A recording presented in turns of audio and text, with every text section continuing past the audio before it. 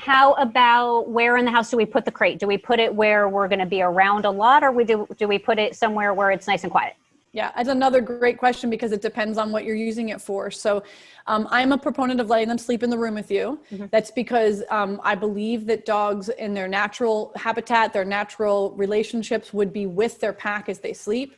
That's not always somebody's preference. And so a lot of people will say, well, I want the dog kind of out of the room. I don't want them in the bedroom. I sleep light. And so you can certainly put the crate anywhere you want to, but for your puppy's first week, it's going to be a lot easier for them to be in your room in the sense that they won't cry it out so long. Okay. If they know you're there and they can smell you there, they're going to sleep better, and it's going to make the crate less of a scary place. So if you intend to have the dog in your room as an adult when they're out of their crate, and most dogs choose to sleep with their owners if the door is left open.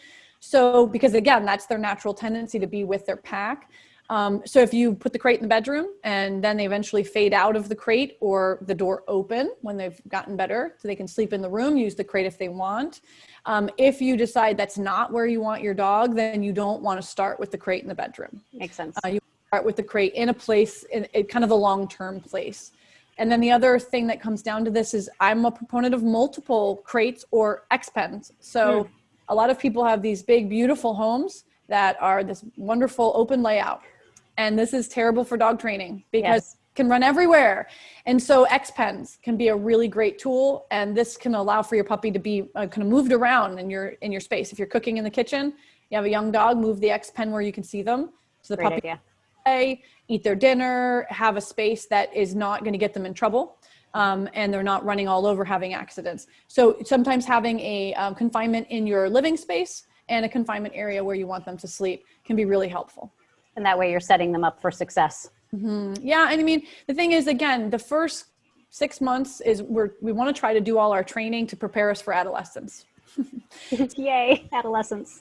6 months and the dog has no concept of what to do, then your adolescence is going to be much harder. But I think a lot of people think that first 6 months is like, oh, once that's done, we're good to go. Right. And the crate training at this point, because that's what we're discussing, is to think about long-term.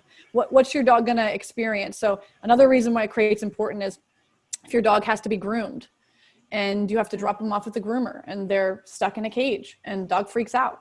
If you want to travel, if you have any intention of either boarding your dog or taking them with you, if you want to be in a hotel. A lot of people don't realize the value of a collapsible metal crate that you can transport with you. Again, safe spot for the dog. Dogs are often comfortable with it and much appreciated if you happen to be staying in someone else's house.